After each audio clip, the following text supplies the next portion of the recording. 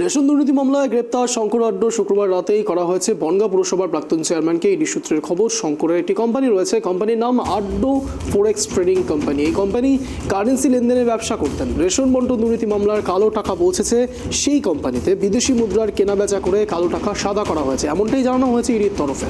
শনিবার হবে শঙ্কর আড্ডর স্বাস্থ্য পরীক্ষা, অর্থাৎ আজকে। এ বিষয়ে বিস্তারিত জানবো। এই মুহূর্তে রয়েছে আমাদের সঙ্গে আমাদের কিছুক্ষণের মধ্যে আমাদের প্রতিনিধি অবদীপ। এই বিষয়ে আরও জানার চেষ্টা করবো, কিন্তু যে জানা যাচ্ছে একেবারে আড্ড স্বাস্থ্য পরীক্ষায় তাকে সিজিও কমপ্লেক্স থেকে বের করে জোকা ইএসআই হাসপাতালে নিয়ে যাওয়া হয়েছে। এরপর শঙ্কর আড্ডকে নিয়ে যাওয়া হবে আদালতে। এই মুহূর্তে সবচেয়ে বড় খবরের দিকে নজর রয়েছে ট্রাইব টিভির। রেশন দুর্নীতি মামলায় গ্রেপ্তার শঙ্কর আড্ড। গতকাল রাতেই তাকে গ্রেপ্তার করা হয়েছে, শুক্রবার রাতেই তাকে গ্রেপ্তার করে।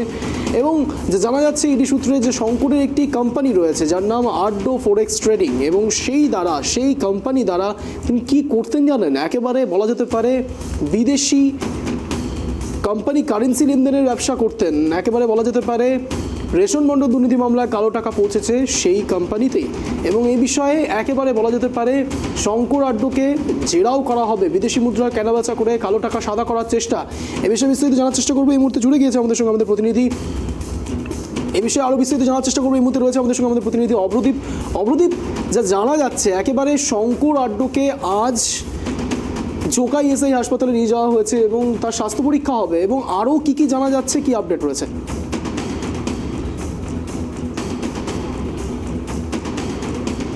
একদমই, দেখো, শঙ্কর আড্ডকে কিন্তু গতকাল প্রায় 17 ঘন্টা ম্যারাথন তল্লাশির পর কিন্তু তাকে গ্রেপ্তার করা হয়।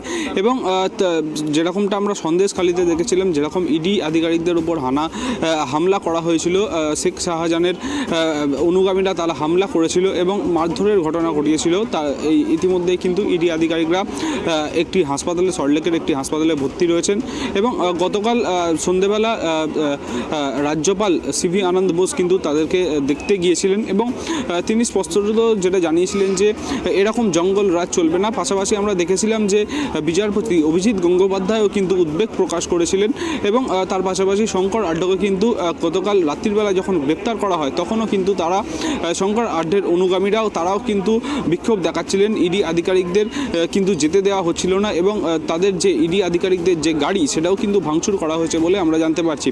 গতকাল গভীর রাতে সল্টলেক সিজিও কমপ্লেক্সে শঙ্কর আড্ডকে নিয়ে আসা হয় এবং সকালবেলা তাকে সেখান থেকে জোকা ইএসআই হাসপাতালে নিয়ে যাওয়া হয়েছে। ইতিমধ্যেই তার যে শারীরিক পরীক্ষা সেটা কিন্তু চলছে এবং জোকা ইএসআই হাসপাতালের থেকে সোজাসুজি এই ব্যাংশাল আদালতে নিয়ে আসা হবে এবং তাকে আদালতে পেশ করা হবে। আমরা যেটা ইডি সূত্র মারফত জানতে পারছি, তাকে 14 দিনের ইডি হেফাজতের আবেদন জানাবেন ইডি আধিকারিকরা। এবং তার পাশাপাশি এই শঙ্কর আড্ডের নাম কোথা থেকে উঠে এলো, যেটা ইডি সূত্র মারফত আমরা জানতে পারছি, এই যে রেশন বন্টন দুর্নীতি মামলায় গ্রেপ্তার করা হয়েছিল জ্যোতিপ্রিয় মল্লিককে, তাকেই কিন্তু জিজ্ঞাসাবাদ করে এই শঙ্কর আড্ডের নাম উঠে আসে। যেমনটা জানা যাচ্ছে যে জ্যোতিপ্রিয় মল্লিকের কাছে ইডি যেটা জানিয়েছে আদালতে, জ্যোতিপ্রিয় মল্লিকের কাছে প্রায় 30 কোটি টাকারও বেশি গিয়েছে।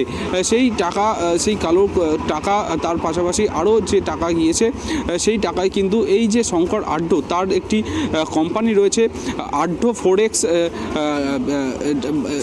আড্ড ফোরেক্স নামে একটি কোম্পানি রয়েছে এই কলকাতার মার্কপুর স্ট্রিটে। সেই কোম্পানির মাধ্যমে কিন্তু কালো টাকা সাদা করা হতো এবং কালো টাকা কিন্তু বিদেশে বিনিয়োগ করা হতো। এবং যেটা ইডি সূত্র মারফত আরও চাঞ্চল্যকর তথ্য আমরা পাচ্ছি, সেই টাকা দিয়ে কিন্তু সোনা কেনা হতো, বিভিন্নভাবে বিদেশে বিনিয়োগ করা হতো এবং সেই টাকা কিন্তু ঘুরপথে, সোনা কেনার মাধ্যমে ঘুরপথে কিন্তু আবারও বিদেশ থেকে দেশে নিয়ে আসা হতো।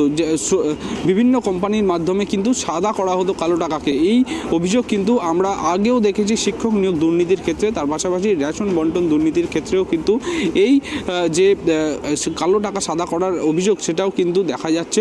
এবং গতকাল তোমার মনে থাকবে যে শঙ্কর আড্ডর যে জেলাতে যে বাড়িতে তল্লাশি অভিযান চালানো হয়েছিল, তার পাশাপাশি তার শ্যালকের বাড়িতে তল্লাশি অভিযান চালানো হয় এবং শ্বশুর বাড়িতেও কিন্তু তল্লাশি অভিযান চালানো হয়। যেমনটা ইডি সূত্র মারফত আমরা জানতে পারছি, তার শ্বশুর বাড়ি থেকে প্রায় 8.5 লক্ষ টাকার ওপরে উদ্ধার করেছেন ইডি আধিকারিকরা। এবং শঙ্কর আড্ডর বিরুদ্ধে যে তথ্য প্রমাণ রয়েছে সেগুলিকেই পেশ করবে কিন্তু এই ব্যাংশাল আদালতে ইডি আধিকারিকরা ইতিমধ্যেই কিন্তু এখানেই তো একটা দুয়ে দুয়ে চার মেলানো যাচ্ছে না। তার কারণ বলা যাচ্ছে যেখানে এত দুর্নীতির কথা সামনে আসছে, এত কিছু প্রকাশ্যে আসছে, শঙ্কর আড্ডোর বিষয়েও নানা রকম নথি বা তথ্য মনে হচ্ছে যে পেশ করতে চলেছে ইডি, কিন্তু প্রশ্ন উঠছে জ্যোৎস্না আড্ডোর ওপরে। শঙ্কর আড্ডোর স্ত্রী একেবারেই উল্টো কথা বলছেন, তিনি বলছেন তাকে ইডি অফিসাররা ফাঁসাচ্ছেন।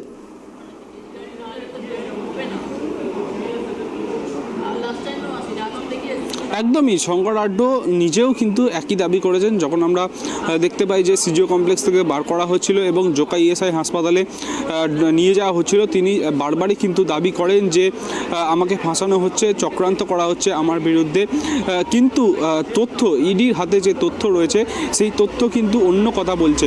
আড্ডো ফোরেক্স কোম্পানি যে রয়েছে সেই ফোরেক্স কোম্পানি কিন্তু জ্যোতিপ্রিয় মল্লিকের কালো টাকা, রেশন বন্টন দুর্নীতির কালো টাকা, সেটা কিন্তু কালো টাকা সাদা করা হয়েছে। গতকাল ইডি একটি প্রেস রিলিজ দিয়েছে, সেই প্রেস রিলিজেও কিন্তু এই যে ফোরেক্স কোম্পানির মাধ্যমে কালো টাকা সাদা করা হতো সেইটার উল্লেখ রয়েছে। তোমাকে পড়ে শোনাবো যেটা ইডি প্রেস রিলিজে উল্লেখ করেছে। একটা পয়েন্ট তোমাকে একটু পড়ে শোনাচ্ছি। একেবারে 5 নম্বর পয়েন্টে যে কথাটা বলেছে অব্রদীপ, সেটা তো একেবারে বিস্ফোরক মন্তব্য অব্রদীপ।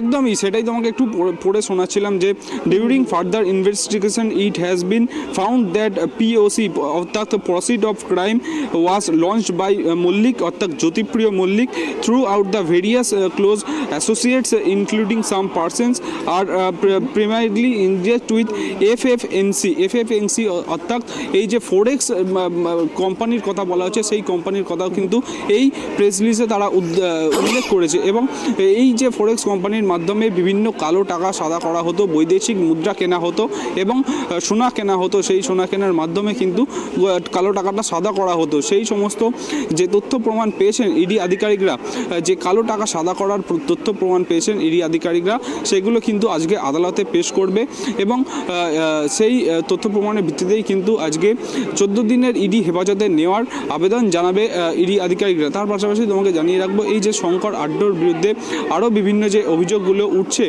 তিনি কিন্তু এর আগেও একাধিক দুষ্কৃতী কাজকর্মের সঙ্গে যুক্ত ছিলেন। যেমনটা জানা যাচ্ছে যে সোনা পাচারের সঙ্গেও তার যোগসূত্র পাওয়া গিয়েছে। যেসব অভিযোগগুলি উঠেছে, যেসব অভিযোগগুলি রাজ্য পুলিশের কাছে এফআইআর দায়ের হয়েছে, সেই এফআইআরের কপিগুলোও কিন্তু ইডি আধিকারিকরা নিয়েছেন এবং তার ভিত্তিতেও কিন্তু তদন্ত করে দেখছেন ইডি আধিকারিকরা। সেই সব যে অভিযোগগুলি উঠেছিল শঙ্কর আড্ডের বিরুদ্ধে, তার সঙ্গে এই রেশন বন্টন দুর্নীতির কোনো যোগসূত্র আছে কিনা। গতকাল যে ইডির আধিকারিকরা যার ভিত্তিতে এই শঙ্কর আড্ডকে গ্রেপ্তার করেছেন, তিনি একজন ক্লোজ অ্যাসোসিয়েট জ্যোতিপ্রিয় মল্লিকের, তার ভিত্তিতেই কিন্তু তাকে গ্রেপ্তার করা হয়েছে এবং জ্যোতিপ্রিয় মল্লিককে যখন জিজ্ঞাসাবাদ করা হয় তখনও কিন্তু এই শঙ্কর আড্ডের নাম একাধিকবার উঠে আসে। বোঝাই যাচ্ছে যে শঙ্কর আড্ডের সঙ্গে জ্যোতিপ্রিয় মল্লিকের একটা কানেকশন হয়েছে, যেটা খুঁজে পেয়েছেন ইডি আধিকারিকরা। এবং জ্যোতিপ্রিয় মল্লিক যে রেশন বন্টন দুর্নীতির সঙ্গে যুক্ত, সেটারও তথ্য প্রমাণ পেয়েছেন ইডি আধিকারিকরা। তার ভিত্তিতেই কিন্তু সেই সব তথ্য প্রমাণের ভিত্তিতেই কিন্তু যে এই শঙ্কর আড্ডো এবং শেখ শাহজাহান, যারা প্রত্যেকেই জ্যোতিপ্রিয় মল্লিকের সঙ্গে একটা লিঙ্ক যে পাওয়ার কথা বলছে বারবার করে ইডি আধিকারিকরা, তারা এতটা প্রভাবশালী কি করে হচ্ছেন যে ইডি আধিকারিকদের ওপরও তারা এক প্রকার এফেক্ট ফেলছেন এবং সংবাদ মাধ্যমকে সেখানে রিপোর্টিং করতে দেওয়া যাচ্ছে না, এক প্রকার গণতন্ত্রকে গলা টিপে দেওয়া হচ্ছে। এই কি বাংলা নতুন পরিস্থিতি? সন্দেশখালী থেকে শুরু করে শঙ্কর আড্ডো রণক্ষেত্রের চেহারা নিয়েছিল গতকাল বলা যেতে পারে অপ্রদীপ।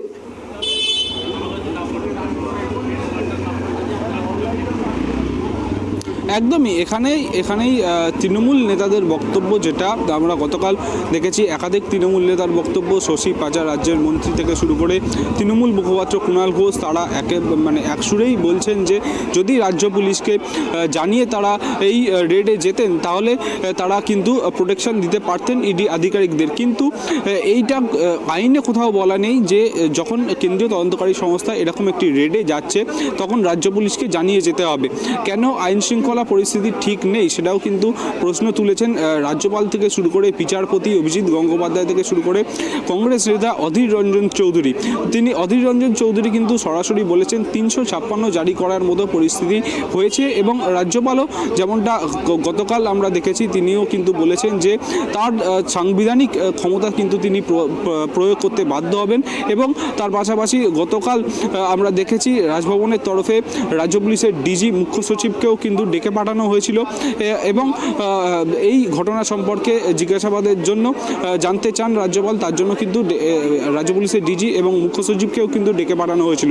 তারপরে আমরা যেটা নবান্ন সূত্রে গতকালই খবর পেয়েছিলাম যে এডিজি সাউথ বেঙ্গল তাকে কিন্তু এই যে পুরো ঘটনার তদন্ত করতে বলা হয়েছে এবং আমরা যেটা খবর পাচ্ছি নেজার থানার সূত্রে গতকাল কিন্তু এই ঘটনার পরিপ্রেক্ষিতে কিন্তু আরও 3টি এফআইআর দায়ের করা হয়েছে নেজার থানার পক্ষ থেকে এবং স্বতঃপ্রণোদিতভাবে ইডির বিরুদ্ধেই একটি এফআইআর দায়ের করা হয়েছে যেখানে বলা হচ্ছে যে কোনো ওয়ারেন্ট ছাড়া তারা এই শেখ শাহজাহানের বাড়িতে গিয়েছেন এবং তালা ভাঙার ঘটনা ঘটিয়েছেন। তার পাশাপাশি ইডি যে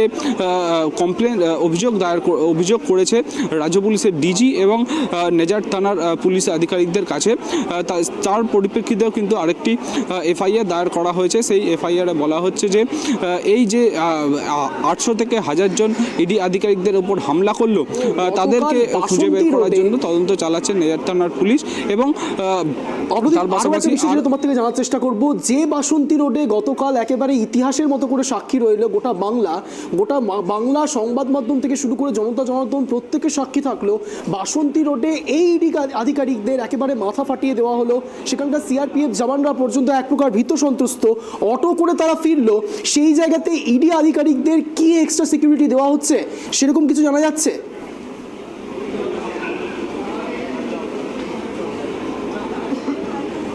একদম ইডি আধিকারিকরা গতকাল যে ঘটনার সাক্ষী হলেন এটা কিন্তু কোথাও এই ভারতবর্ষের কোথাও কিন্তু এরকম বিষয় কিন্তু সামনে আসেনি। আমরা দেখেছি আগে তৃণমূলের অত্যন্ত প্রভাবশালী নেতা রাজ্যের মন্ত্রী পার্থ চট্টোপাধ্যায়ের বাড়িতে তল্লাশি অভিযান করা হয়েছে, সাম্প্রতিককালে জ্যোতিপ্রিয় মল্লিকের বাড়িতে তল্লাশি অভিযান করা হয়েছে, সেখানেও কিন্তু এতটা আক্ষেপের ওপর পড়তে হয়নি ইডি আধিকারিকরা গতকাল যে ঘটনার সম্মুখীন হলেন এবং যেটা জানা যাচ্ছে যে ইডি এই যে রেশন বন্টন দুর্নীতি মামলার যিনি মূল তদন্তকারী আধিকারিক তাকেও কিন্তু মারধর করা হয়েছে। তিনি কিন্তু ইতিমধ্যেই সল্টলেকের একটি বেসরকারি হাসপাতালে ভর্তি রয়েছেন এবং তাদের মাথায় কিন্তু স্টিচ পড়েছে এবং তার পাশাপাশি যেমনটা এই ইডি আধিকারিকরা এই বিষয়ে কিন্তু তারা দিল্লিতে যে তাদের সদর দপ্তর রয়েছে সেখানেও একটি রিপোর্ট পাঠাবে এবং তার পাশাপাশি এই রেশন বন্টন দুর্নীতি যেহেতু কলকাতা হাইকোর্টের নির্দেশে হচ্ছে তারা আইনি পরামর্শ নিচ্ছে এই বিষয়টিকে তারা কিভাবে কলকাতা হাইকোর্টে এই বক্তব্য তাদের তুলে ধরতে পারে যে ইডি আধিকারিকদের তদন্ত করতে গেলে তাদের বাধার সম্মুখীন হতে হচ্ছে একাধিকবার, সেই ক্ষেত্রেও কিন্তু সেটাও কিন্তু আদালতে জানানো হবে। যেমনটা আমরা কেন্দ্রীয় সরকার সূত্রে জানতে পারছি যে ইডি আধিকারিকরা যারা এই বিভিন্ন তদন্তের সঙ্গে যুক্ত আছেন তাদেরকেও কিন্তু বিশেষভাবে যে নিরাপত্তা ব্যবস্থা আরও জোরদার করা হচ্ছে বলেই জানা যাচ্ছে। একেবারে অপদীপ, ধন্যবাদ তোমাকে। এই বিষয়ে নজর থাকবে আমাদেরও। একেবারে বলা যেতে পারে যে এই বিষয়ে নজর না রাখার মতনও কিছু নয়, তার কারণ একেবারে শঙ্কর আড্ডু থেকে শুরু করে শেখ শাহজাহান এই ব্যক্তি কারা, তারা কে এমন যাদের জন্য তাদেরকে এক্সট্রা সিকিউরিটি দিতে গিয়েও দেওয়া যাচ্ছে না। তাদেরকে বলা যেতে পারে এক প্রকার ইডি আধিকারিকরা সেখানে যাচ্ছে, সংবাদ মাধ্যম সেখানে যাচ্ছে, তাদেরকে ভীত সন্ত্রস্ত থাকতে হচ্ছে সেখানকার এলাকার মানুষদের জন্য। সন্দেশখালী তারা নিজেরাই বলছে রাজ্য পুলিশকে কেন জানানো হয়নি, কেন প্রশাসনকে জানানো হয়নি, এইভাবে রেড হয়েছে। সত্যিই কি এটা বলা যায় নাকি সত্যি শেষ অবধি বিজেপি বা বলা যেতে পারে বিরোধী দলনেতারা যা বলছে সেটাই এই বাংলার নতুন ভবিতব্য হতে চলেছে, প্রেসিডেন্ট রুল? সত্যিই যদি এই অবস্থা তৈরি হয় তাহলে রাজ্য প্রশাসন বা রাজ্য যে সত্যি ফেলিয়ারের দিকে এগোচ্ছে তা বলাই বাহুল্য।